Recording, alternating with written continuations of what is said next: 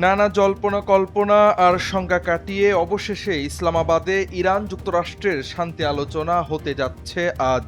ইতিমধ্যে শান্তি আলোচনায় অংশ নিতে পাকিস্তান পৌঁছেছে ইরানের প্রতিনিধি দল। দেশটির প্রধান আলোচক পার্লামেন্টের স্পিকার মোহাম্মদ বাকের গালিবাফ বলেছেন, আমাদের প্রতিনিধি দল আশাবাদী, তবে তারা মার্কিন প্রতিপক্ষকে বিশ্বাস করছে না। এর আগে তিনি বলেছিলেন, দুইটি গুরুত্বপূর্ণ শর্ত পূরণ না হলে যুক্তরাষ্ট্রের সঙ্গে আলোচনা শুরু করা যাবে না। এর একটি হলো লেবাননে যুদ্ধবিরতির বাস্তবায়ন এবং অন্যটি ইরানের জব্দকৃত সম্পদের ছাড়। ফলে অনেকে আশঙ্কা করছিল হয়তো শান্তি আলোচনায় আসবে না ইরান। মূলত যুদ্ধবিরতির ঘোষণা আসার পরও লেবাননে ক্রমাগত হামলা চালিয়েছে ইসরায়েল, আর এজন্যই ইরান জানিয়েছে লেবাননে হামলা না বন্ধ হলে বসবে না শান্তি চুক্তির আলোচনায়।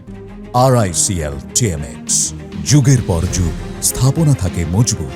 এর পরিপ্রেক্ষিতে ইসরায়েলের প্রধানমন্ত্রীকে লেবাননে হামলা কমিয়ে আনার অনুরোধ করেন মার্কিন প্রেসিডেন্ট ডোনাল্ড ট্রাম্প। এদিকে ইরানের সঙ্গে আলোচনা প্রসঙ্গে যুক্তরাষ্ট্রের প্রেসিডেন্ট বলেন, এই আলোচনায় ইরানের পারমাণবিক কর্মসূচি গুরুত্ব পাবে। প্রেসিডেন্ট ট্রাম্প আরও বলেন, হরমুজ প্রণালী খুব শিগগিরই খুলে দেওয়া হবে, যদিও যুক্তরাষ্ট্রের জন্য এটির প্রয়োজন নেই বলে মন্তব্য করেন তিনি। হরমুজ প্রণালী দিয়ে যাতায়াতকারী জাহাজগুলো থেকে ইরান টোল আদায় করবে এমন সংবাদের বিষয়ে জানতে চাইলে প্রেসিডেন্ট ট্রাম্প বলেন, আমরা এমনটা হতে দেব না। ইরানের সঙ্গে আলোচনায় যোগ দিতে ইতোমধ্যে পাকিস্তানের উদ্দেশ্যে রওনা হয়েছেন যুক্তরাষ্ট্রের ভাইস প্রেসিডেন্ট জেডি ভ্যান্স। তার নেতৃত্বে প্রেসিডেন্ট ডোনাল্ড ট্রাম্পের বিশেষ দূত স্টিভ উইটকফ ও ট্রাম্পের জামাতা জারেড কুশনার আলোচনায় অংশ নেবেন।